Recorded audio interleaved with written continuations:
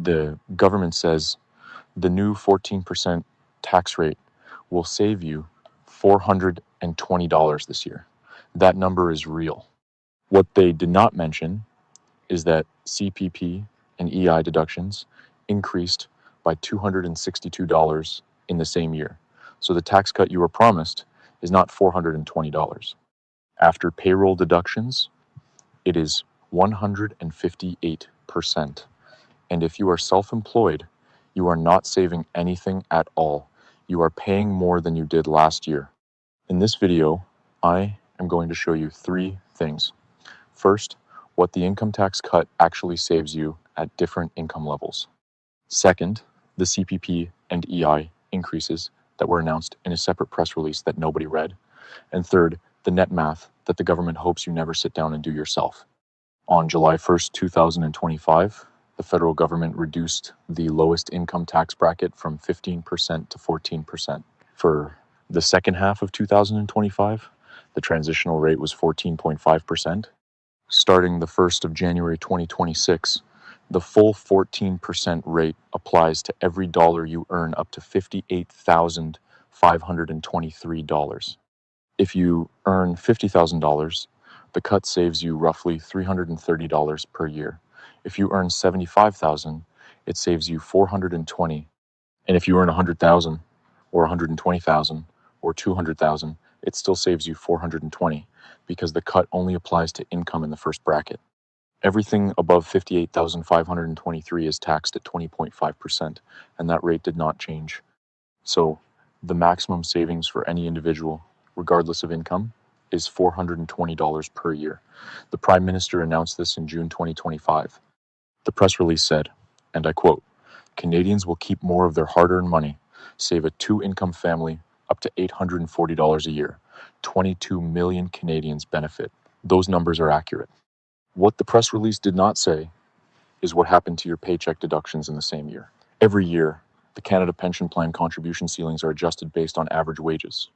In 2026, the maximum pensionable earnings ceiling, which determines how much of your income is subject to CPP contributions, rose from $71,300 to $74,600. That is a $3,300 increase in the CPP base.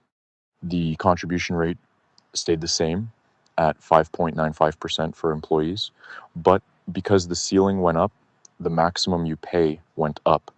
In 2025, the most you could contribute to CPP was $4,034.10.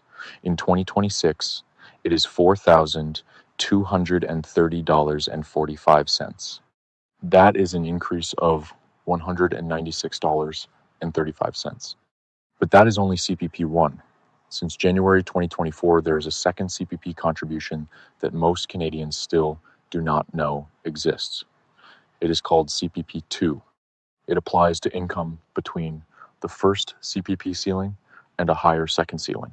In 2026, that second ceiling is $85,000. The rate is 4%.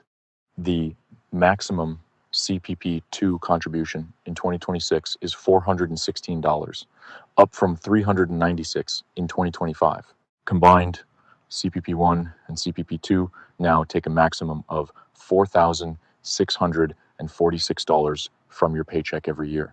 That is $216.35 more than 2025. And here is the number that puts this in perspective. In 2018, the maximum employee CPP contribution was roughly $2,500. In 2026, it is $4,647 gil. That is an increase of over $2,000 per year in 8 years. The 2026 income tax cut gives back $420. The CPP increases over the same period took $2,053. The tax cut covers 20% of what CPP is taken. Then there is employment insurance. The maximum insurable earnings rose from $65,700 in 2025 to $68,900 in 2026. The premium rate actually dropped by 1 cent, from $1.64 per hundred to $1.63. But the higher ceiling more than offsets the rate decrease. Maximum employee EI premiums went from $1,077 to $1,123. That is an increase of $45.59. The rate went down, the premium went up. That is possible because the insurable earnings ceiling increased by $3,200. So you are paying a slightly lower rate on a meaningfully larger base. Here's the math. For someone earning $85,000, the income tax cut saves you $420. CPP contributions increased by $216.35. EI contributions increased by $45.59. Total payroll deductions increase $261.94. 420 minus 262 leaves you with $158. Not 420, 158. That is $13.17 per month. At 50,000, you keep about 335 because the payroll increases are minimal at that income level. At 75,000, you keep about 290. At 85,000 and above, you keep 158. The higher your income above 75,000, the less of the tax cut you actually keep because CPP2 takes a larger bite. The government announced the tax cut and the payroll increases in separate press releases, months apart from different departments. The tax cut came from the Prime Minister's office with a press conference. The CPP and EI changes came from Employment and Social Development Canada in a technical bulletin. The combined math was never presented to Canadians. CPP2 was introduced on the 1st of January 2024. Most Canadians did not notice because it was embedded in existing payroll deductions. Here is how it works. Your income up to $74,600 is subject to CPP1 at 5.95%. Income between $74,600 and $85,000 is subject to CPP2 at 4%. Both are deducted automatically from your paycheck. Your employer matches both. The stated purpose is to increase the income replacement rate at retirement from 25% to 33%. But here is the catch. The full enhanced benefit only materializes after approximately 40 years of maximum contributions.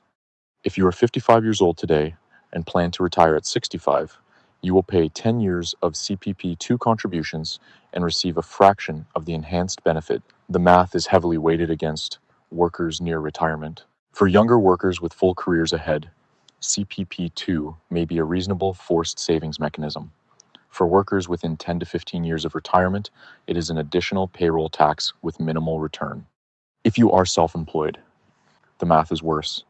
Self-employed Canadians pay both the employee and employer portions of CPP.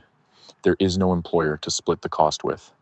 In 2026, the total self-employed CPP contribution, CPP1 plus CPP2 combined, is $9,292. In 2025, it was $8,860. That is an increase of $432.70. The income tax cut saves you $420. The CPP increase costs you $432.70. You are $12.70 worse off. The tax cut does not cover the payroll increase if you are self-employed. This is the one group for which the headline is literally true. The tax cut did not offset the deduction increases. They are paying more in 2026 than they paid in 2025. The government's press release did not mention self-employed Canadians. There is one more detail that almost nobody has covered. The Parliamentary Budget Officer published a report in early 2026 analyzing who is affected by the rate change. They found that 39,110 Canadians will actually pay more federal tax as a direct result of this cut. How is that possible? Because when the tax rate drops from 15 to 14%, it also reduces the value of non-refundable tax credits. Credits like the disability amount, the age amount, and the medical expense credit are calculated at the lowest federal rate. When that rate drops, those credits are worth less. For Canadians who claim large medical expenses or the disability tax credit, the reduction in credit value exceeds the savings from the lower rate. The average affected single filer pays $141 more. The average affected couple pays $155 more.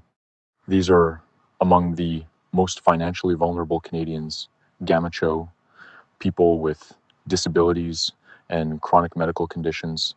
And the tax cut that was sold as helping the middle class is costing them money. Here's the bottom line: the income tax cut is real. $420 is real, but it was announced in isolation, as though nothing else on your pay stub changed. In reality, CPP and EI deductions increased by $262 in the same year. The net benefit for a salaried worker earning $85,000 is $13 a month. For a self-employed Canadian at the same income, the net is negative. Nobody told you this. The tax cut and the payroll increases were presented in different press releases at different times from different government departments.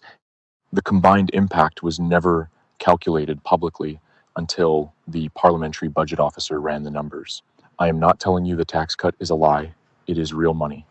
But the claim that you are saving $420 is incomplete. And incomplete claims from the government about your money are exactly the kind of thing this channel exists to correct. Step 1. Look at your pay stub. Compare your January 2026 deductions to your January 2025 deductions. The CPP and EI lines will tell you exactly how much more you are paying. Step 2. If you are self-employed, adjust your quarterly installment payments to reflect the higher CPP. The CRA does not automatically adjust these for you. If you underpay, you will owe interest. Step 3. Consider maximizing your RRSP contribution. The deduction shelters income from the higher gross deductions and brings down your net tax owing. Step 4. If you claim the disability tax credit or have significant medical expenses, review your 2026 return carefully. The credit rate dropped from 15 to 14%. Your credits are worth less, and depending on your situation, you may owe more than you expect. If this changes how you read the next government press release about your taxes, subscribe. This channel breaks down the financial rules, the tax laws, and the payroll regulations that affect ordinary Canadians. I'm Andrew Graves. I will see you in the next one.